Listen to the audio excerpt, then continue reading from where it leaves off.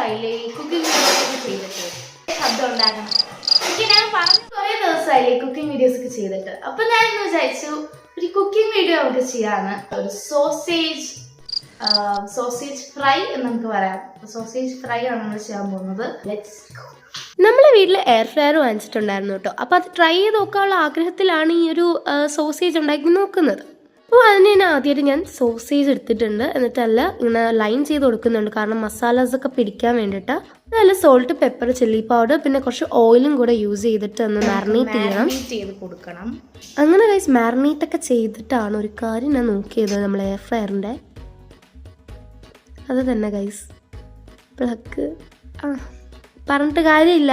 അതുകൊണ്ട് പിന്നെ പാനിൽ ഓയിൽ ഒഴിച്ച് പിന്നെ ഫ്രൈ ചെയ്യേണ്ടി വന്നു കേട്ടോ. ആ ഒരു എയർ ഫ്രയറിൻ്റെ ഒരു പ്ലഗിൻ്റെ അറിഞ്ഞപ്പോൾ പിന്നെ എനിക്ക് ഉണ്ടാക്കാനുള്ള മൂടേ പോയി. അതുകൊണ്ട് പിന്നെ അമ്മയായിരുന്നു ബാക്കിയെല്ലാം ചെയ്തിട്ടുണ്ടായിരുന്നത്. ഞാൻ കഴിച്ചു നോക്കി, കുഴപ്പമില്ല, കഴിക്കാം, ശരി.